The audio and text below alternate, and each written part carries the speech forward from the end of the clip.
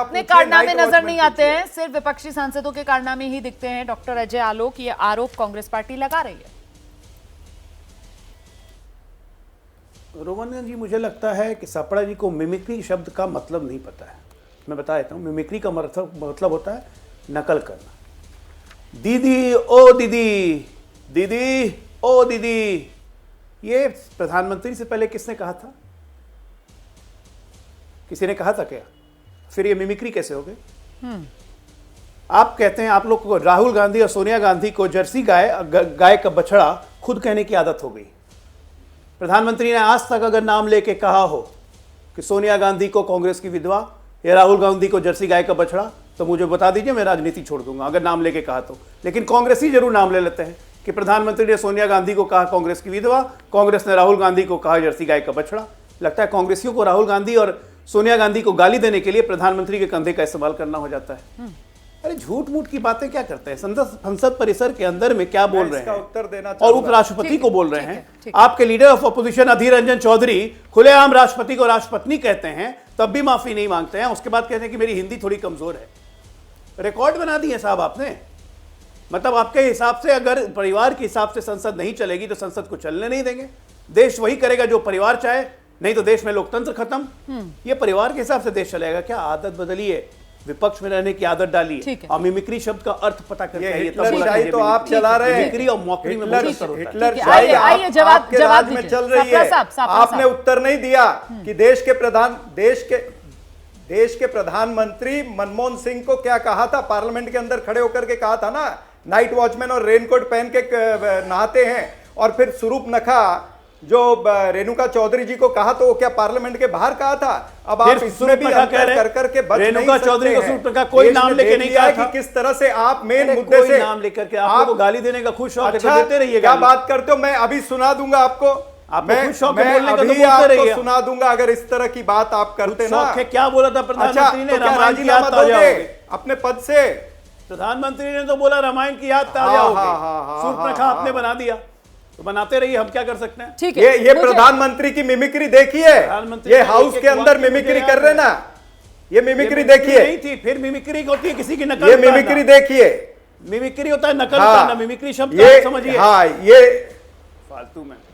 और ये देखिए किए गए काम पे माफी नहीं, ये किसकी नकल उतार रहे हैं? बाकी लोग का उदाहरण गिना रहे हैं जो कि गलत है। हाँ, मुझे लगता है थोड़ा सा आगे बढ़ जाना चाहिए हमें। हम बाकी मेहमानों का रुख करते हैं और मैं आपके पास आ रही हूँ। राजीव राय साहब, जो विपक्ष के मुद्दे थे, जिन मुद्दों को आप लेकर चले थे, संसद की सुरक्षा में सेंध का मामला, अगला मामला इस पर चर्चा की मांग, गृहमंत्री से बयान की मांग पर जो निलंबन विपक्ष के सांसदों का मामला, लेकिन उन तमाम मामलों पर तो देखिए ना हावी क्या हो गया है। ये मिमिक्री का जो मुद्दा है वो हावी हो गया है। और क्या ये मिमिक्री का मुद्दा विपक्ष की मौकरी करता हुआ अब नजर आ रहा है? नहीं, ये भारतीय जनता पार्टी की सरकार देश के लोकतंत्र की मौकरी कर रही है। मैं मानता हूं कि विपक्षी नेताओं ने मिमिक्री करके गलत किया। ठीक है। सदन के नेता माननीय प्रधानमंत्री जी होते हैं, प्रधानमंत्री जी की गरिमामयी तरीके से जो सदन के अंदर उन्होंने राहुल गांधी का जो मिमिक्री किया था, मजाक उड़ाया था, जिससे सदन की गरिमा बढ़ती, उससे प्रेरणा लेकर करना चाहिए था। सदन के बाहर क्यों करना चाहिए था? प्रधानमंत्री जी की तरह सदन के अंदर करना चाहिए था। बाहर क्यों आंदोलन करना चाहिए था? जैसे विद्रोही सदन के अंदर खड़ा होकर गाली देते हैं, ऐसे करना चाहिए था। और मैं तो देख रहा हूँ ये भारतीय जनता पार्टी का रिएक्शन, सारे लोगों को किसान याद आ रहे हैं। 700 किसान दिल्ली में शहीद हो गए, आप सारे लोग वहां कवर कर रहे थे, तो वो जाट नहीं थे।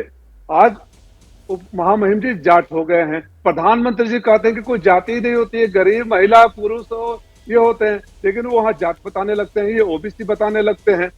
प्रोफेसर राम गोपाल यादव, आप अपने रिकॉर्ड को खंगाल लीजिए, उस दिन का वीडियो दिखा दीजिए। उन्होंने अगर कुछ कहा हो, जो नारे लगाए हो, उनको आप सस्पेंड कर देते हैं।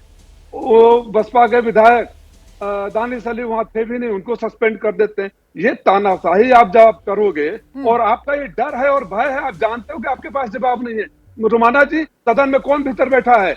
जिसने पास देकर घुसपैठियों को बुलाया उस सदन के भीतर बैठा है, जिसने आवाज उठाई सदन के पार बैठा है। शर्मनाक है ये इस तरह की हरकत भारतीय जनता पार्टी और सरकार द्वारा। आप कैसी बात करते हैं? अगर आप कल्पना करिए ये पास किसी समाजवादी, कांग्रेस या विपक्ष के नेता के हाथों से हुआ होता तो मीडिया और सरकार में क्या चल रहा होता? आतंकवादी है, देशद्रोही है, देश को बेचा है, देश को खतरा है। ये आप जो आतंकवादी या घुसपैठियों को भीतर में लाए उसके खिलाफ कार्रवाई नहीं हुई। लोकसभा अध्यक्ष ने विधुरी के खिलाफ क्या कार्रवाई करी? कोई जांच हुआ आज तक? ठीक है। हुआ?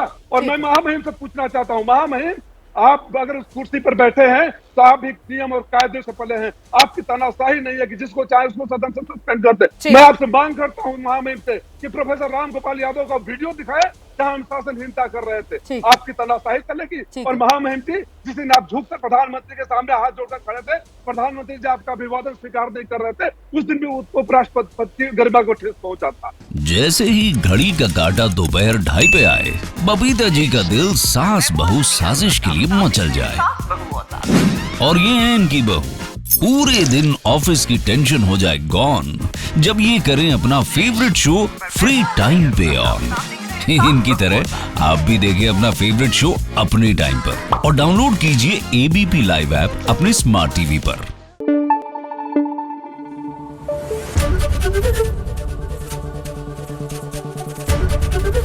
एबीपी न्यूज आपको रखे आगे।